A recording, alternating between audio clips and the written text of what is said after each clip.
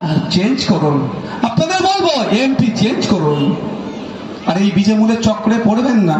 অনেকে ভাবছেন এই তৃণমূলের দুর্নীতি, তৃণমূলের চাকরি চুরি, এই তৃণমূলের বাচ্চাদের মিড ডে মিল চুরি, এই তৃণমূলের রেশন চুরি, এই তৃণমূলের আমলে এই বালির খাদানগুলো যেভাবে চুরি হয়ে যাচ্ছে, এই তৃণমূলের আমলে এসটি কোটায় অর্থাৎ দলিত ভাইরা যেখানে যে কোটায় চাকরি করে সে কোটায় নন দলিত ভাইরা চাকরি করে নিচ্ছে।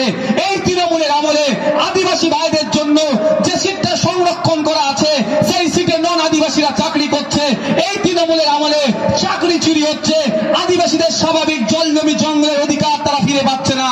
এক কথায় এই তৃণমূলের আমলে ওয়াকফ প্রপার্টি বিহাত হয়ে যাচ্ছে। ভাবছেন যারা অনেকে এই তৃণমূলের অত্যাচারের হাত থেকে বাঁচবার দরকার, এই তৃণমূলের দুর্নীতির হাত থেকে বাঁচতে গেলে বড় ফুলকে ভোট দেবেন, অনেকে ভাবছেন। তবে একটা কথা বলে রাখি, 2021-এ নির্বাচন হয়েছে।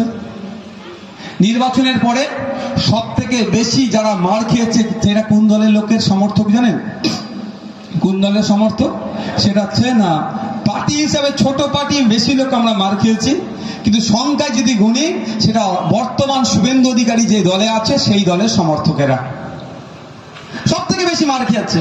কিন্তু দুঃখের বিষয়, মার খেলো, বাড়ি ছাড়া হলো, বাড়িতে এখনো অনেকে হয়তো ঢুকতে পারেনি, কিন্তু শুভেন্দু বাবু বড় ফুলের সমর্থকদের কথা ভাবলেন না। মমতা ব্যানার্জি ডেকেছে চা খেতে হবে, ছুটে গিয়ে চা খেয়ে নিলেন।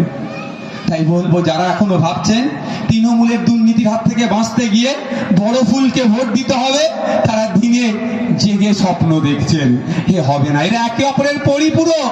শুভেন্দু বাবু ডিসেম্বর ডিসেম্বর ডিসেম্বর দেখে হাতে দেখাতে 2 ডিসেম্বর পার হয়ে গেল।